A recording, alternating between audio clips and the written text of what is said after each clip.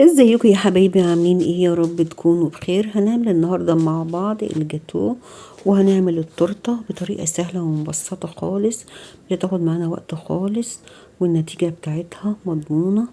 اتبعوا الخطوات وان شاء الله تنجح معاكم من اول مره. تعالوا نسمي الله ونصلي على الرسول عليه افضل الصلاه والسلام، ونبدا مع بعض ونشوف هنعملها ازاي.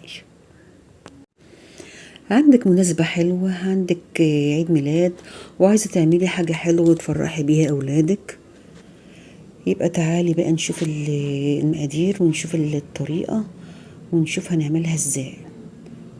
أنا معايا حوالي كوبايتين الا ربع دقيق، نخلاهم كويس. الدقيق بتاعي متعدد الأغراض. هنخله كويس قوي مرة واتنين وتلاتة.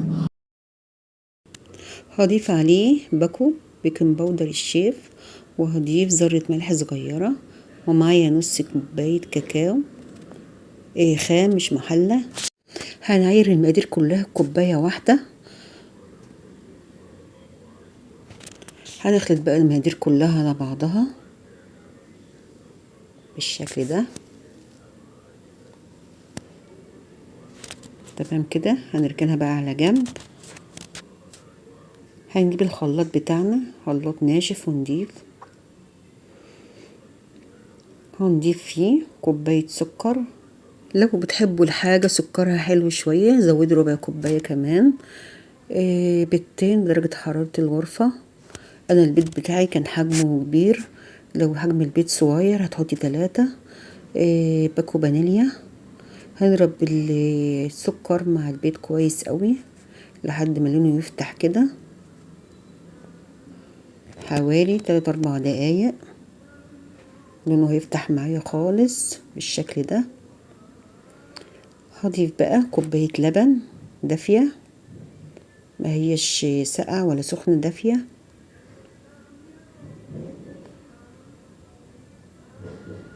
وهضيف كوباية الا ربع زيت.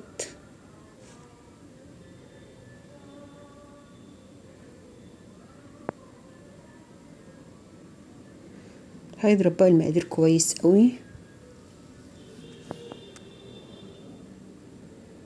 ونضيفها على المواد الجافة بالشكل ده، وبالمضرب بقى اليدوي، اتجاه واحد كده. هنضرب في اتجاه واحد بالشكل ده.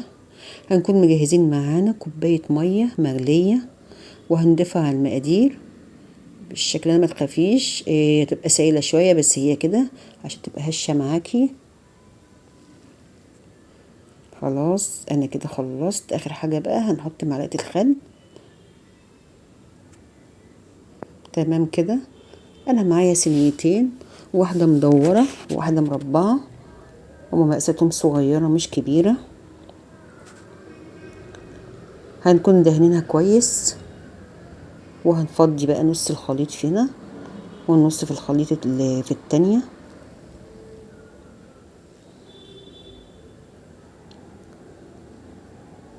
طبعا هنرجها كويس قوي كده عشان نخرج اي حاجة فيها. هنعمل برضو التانية بنفس الشكل، برضو هندهنها كويس. في الوقت ده انا كنت مشغله الفرن بقاله 10 دقايق في الرف الاوسط او درجة حرارة 180. هتحطيها، هتاخد معاكي حوالي نص ساعة، ممكن تزيد 5 دقايق.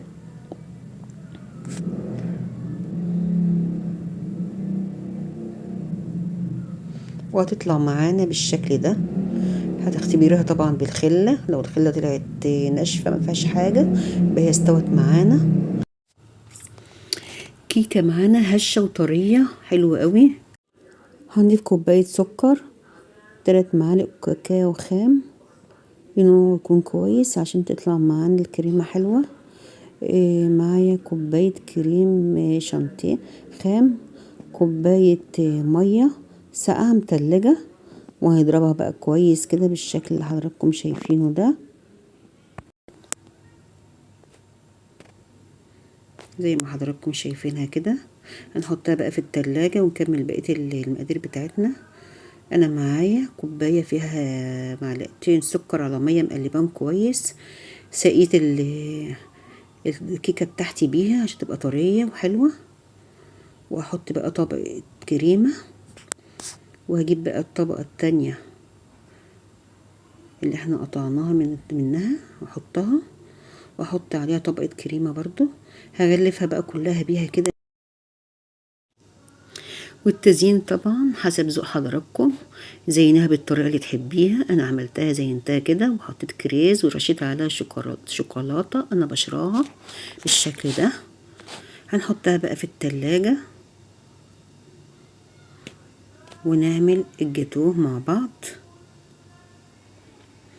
بنفس الطريقه برضو. احنا هنقسمها نصين بالشكل ده، وهنسقيها برضو ميه بسكر، ولو عندك شربات ممكن تسقيها بيها. بأقل الإمكانيات احنا هنعملها، المتوفر هنمشي بيه. هنحط بقى طبقة كريمة بالشكل ده، ونرجع نحط الطبقة التانية ونسقيها برضو، ونرجع بقى نحط طبقة الكريمة بالشكل اللي حضراتكم شايفينه ده.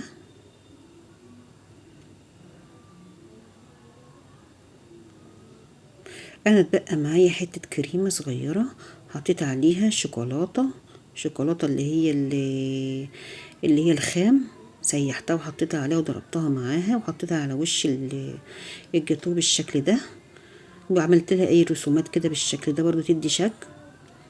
ورجعت اخدتها بقى بالعصايه بتاع شيش طاووق، هسوي بقى الاطراف زي ما حضراتكم شايفين كده عشان الشكل بتاعها يطلع حلو. برضو الحاجات اللي احنا بنقطعها دي احنا مش هنرميها، برضو هتتاكل. مش عايزه اقول لكم هي اتاكلت فعلا.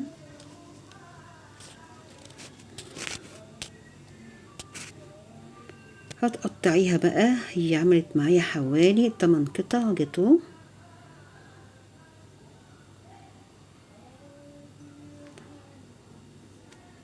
انا بمسح السكينه طبعا في كل قطعه علشان المنظر بتاعها الكريمه ما تبصي معاها واحنا بنقطعها بالشكل ده.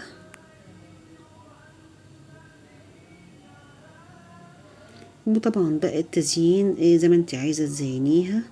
شوفي عايزه تزينيها ازاي، ممكن تحطي، انا حطيت كريز، اي شكل اي حاجه هتبقى حلوه، ذوقكم حلو وهتعملوا احسن حاجه. هنحطها بقى في التلاجة تتمسك شويه، وهنقدمها بألف هنا والشفا لكل حبايبنا. بجد تحفه جميله، حاجه كده اقتصاديه وفي نفس الوقت ما كلفتناش حاجه خالص. هتعجبك وتعجب اولادك. لو عجبتكم الطريقة وعجبكم الفيديو ياريت تدعموني باللايك والشير والاشتراك في القناة، وتشاركوا كل اصدقائكم الفيديو علشان يستفيدوا. والى اللقاء في فيديو جديد ووصفة جديدة. بحبكم في الله.